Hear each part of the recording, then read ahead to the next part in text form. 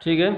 एक और क्वेश्चन है, if A is equal to given and B is two matrices are given, verify A plus B A B transpose is equal to B transpose into A transpose. इसको verify करना है। ठीक है, तो सबसे पहले हमें चाहिए AB का ट्रांसपोज। AB का ट्रांसपोज का मतलब सबसे पहले AB निकालना होगा।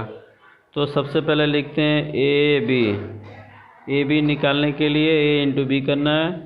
A की वैल्यू है 3 2 1 4, फिर B की वैल्यू है 1 4 3 1, मतलब मल्टीप्लाई करेंगे। ठीक है, तो मल्टीप्लाई में आपको हम लोग बताए थे कि पहले रो को पहले कॉलम में करस्पॉन्डिंग एलिमेंट से मल्टीप्लाई करते हैं। तो ठीक है, तो 3 इंटू 1 करेंगे, 3 इंटू 1 हो जाएगा 3 प्लस 1 इंटू 4 हो जाएगा 4, ये हो गया। फिर पहले रो को दूसरे कॉलम से, तो 3 इंटू 3 9 प्लस 1 इंटू 1 1 हो गया।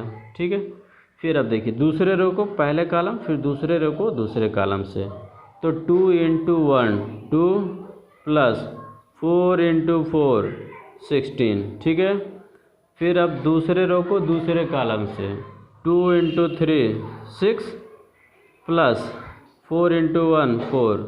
अब ये हो जाएगा हमारे पास 4 प्लस 3 7, 16 प्लस 2 18, 9 प्लस 1 10, 6 प्लस 4 10।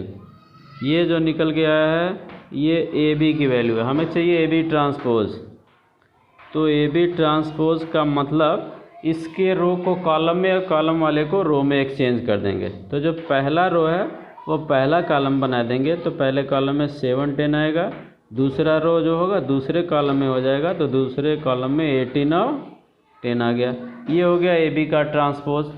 अब हम लोग निकाल लेंगे, ये प्रूफ करना है B transpose into A transpose के इक्वल है। तो सबसे पहले निकालते हैं B ट्रांसपोज।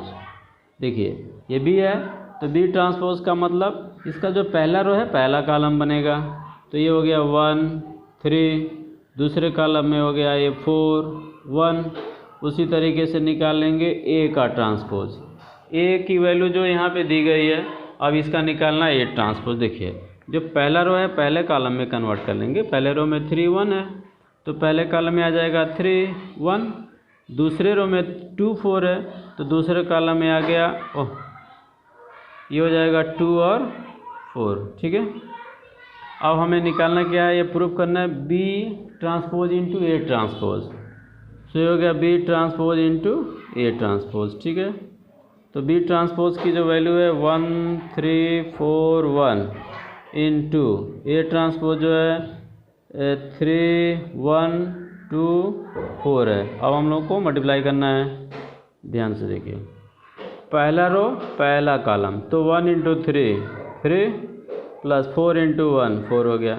फिर पहला रो को दूसरे कॉलम से, 1 इंटू 2 2 प्लस 4 इंटू 4 16 हो गया। फिर 3 इंटू 3 9 प्लस 1 इंटू 1 1 हो गया।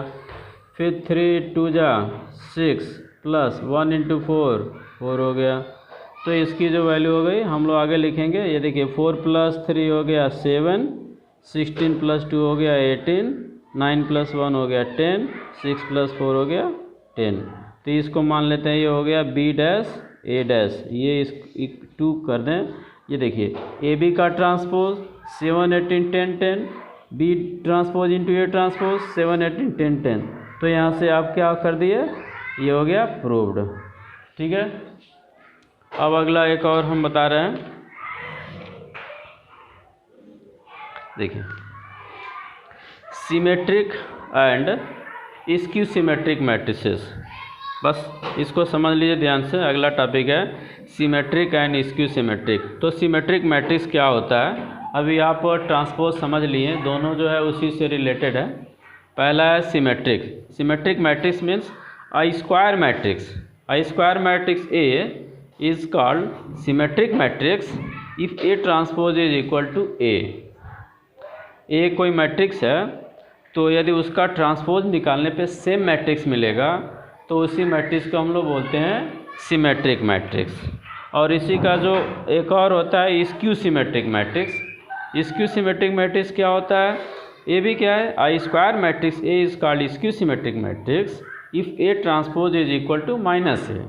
मतलब यदि किसी एक मैट्रिक्स दिया है, इसका ट्रांसपोज निकालने पे उसी मैट्रिक्स का निगेटिव यदि मिल रहा हो तो उसको हम लोग बोलते हैं स्क्यू सिमेट्रिक मैट्रिक्स। तो पहले हम आपको सिमेट्रिक्स का एग्जांपल दिखा रहे हैं कि जैसे एक मैट्रिक्स दिया हुआ है और इसका हम लोग ट्रांसपोज निकालेंगे, फिर देखेंगे कि दोनों यदि एक ही मैट्रिक्स आएगा तो ए जो है सिमेट्रिक मैट्रिक्स कहलाएगा। देखिए जो ये मैट्रिक्स का जो पहला रो है 5 2 3, ए ट्रांसपोज में ये पहला कॉलम बन जाएगा 5 2 3। जो दूसरा रो है वो दूसरा कॉलम, देखिए दूसरा रो 2 -1 -2, ये बन गया 2 -1 -2। जो तीसरा रो है वो तीसरा कॉलम बनेगा तो 3 -2, ये हो गया 1। ठीक है, अब हम कंपेयर कर लें। ये देखिए 5 2 3 5 2 3 2 -1 -2 2 -1 -2, मतलब हर करस्पॉन्डिंग एलिमेंट क्या है, सेम है। इसका मतलब क्या हो गया, ए जो है सिमेट्रिक मैट्रिक्स हो गया। मतलब यदि उसका ट्रांसपोज करने पे वही मैट्रिक्स मिलती है तो वो कहलाता है सिमेट्रिक मैट्रिक्स। अगला टॉपिक है, इसमें देखिए अभी बताएं स्क्यू सिमेट्रिक, मतलब यदि ट्रांसपोज करने पे उसी मैट्रिक्स का निगेटिव मिलना चाहिए। ठीक है, देखिए ये है हमारे पास एक मैट्रिक्स बी है, अब इसका ट्रांसपोज निकालते हैं।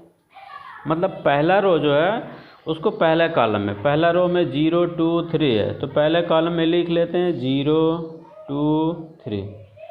दूसरे रो में -2 0 5 है तो दूसरे कॉलम में लिख लेंगे -2 0 5। तीसरे रो में जो है -3 -5 0 है तो तीसरे कॉलम में लिख लेंगे -3 -5 और 0। ठीक है, अब देखिए यदि हम इसमें से -1 को कॉमन ले लेते हैं तो क्या होगा, मतलब सारे इसमें जो एलिमेंट्स है इसका साइन हो जाएगा चेंज। माइनस को कॉमन ले लिए, ये 0 तो कोई साइन नहीं है, 0 हो गया। ये -2 का 2 हो जाएगा, -3 का 3 हो गया, ये 2 का -2 हो गया, ये 0 0 ही रहेगा। ये -5 का क्या हो जाएगा, 5 हो जाएगा।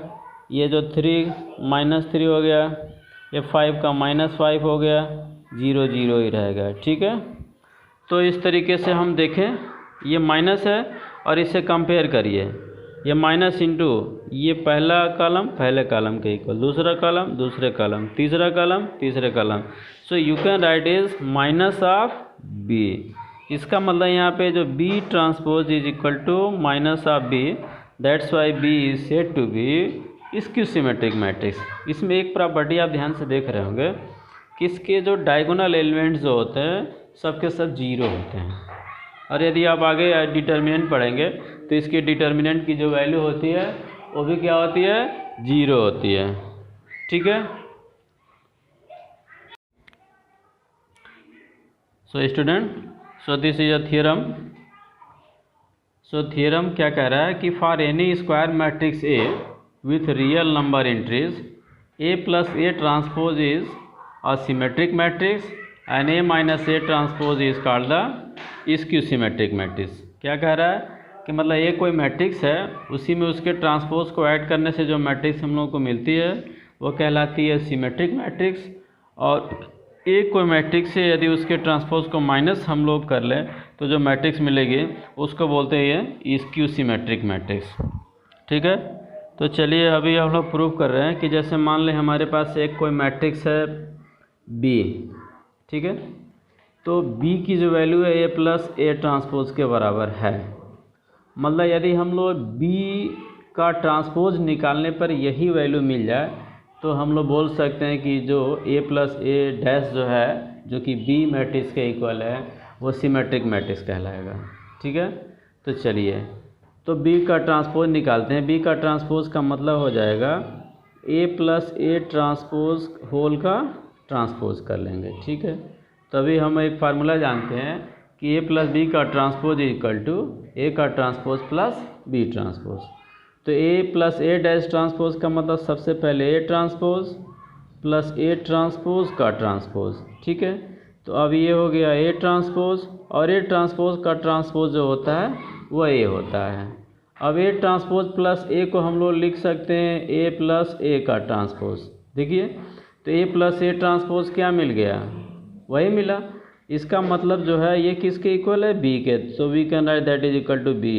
इसका मतलब बी डैश की वैल्यू किसके इक्वल आया, बी के। It means we have verified that A plus A dash is a symmetric matrix. ठीक है, अब हम अगला एग्जाम्पल ले रहे हैं एक और, कि एक मैट्रिक्स सी है जिसकी value A minus A dash के है। इसको हम लोग प्रूव करते हैं कि ये स्क्यू सिमेट्रिक मैट्रिक्स है। मतलब A minus A dash is said to be skew. कैसे, अब देखिए इसका हम लोग निकालते हैं ट्रांसपोज। तो सी डैश का मतलब हो गया ए माइनस ए ट्रांसपोज का ट्रांसपोज। अब ए माइनस ए ट्रांसपोज को हम लोग क्या लिख सकते हैं, इसको एक्चुअली में हम लोग लिखते हैं A plus A minus A transpose, और ये पूरे का ट्रांसपोज। अब हम लोग लिख सकते हैं कि आप ए ट्रांसपोज। ठीक है, अब क्या लिखेंगे हम लोग, अब ये प्लस ए माइनस ही है तो हमारे पास क्या आ जाएगा, माइनस ये लिख सकते हैं ए ट्रांसपोज उसका ट्रांसपोज। अब ये हो जाएगा ये ए ट्रांसपोज, और ए ट्रांसपोज का ट्रांसपोज जो होता है ए होता है।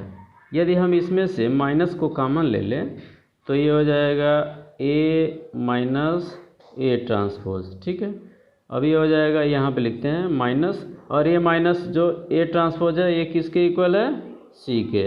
तो इसका मतलब जो C transpose is equal to minus C, it means A minus A transpose is said to be skew symmetric matrix.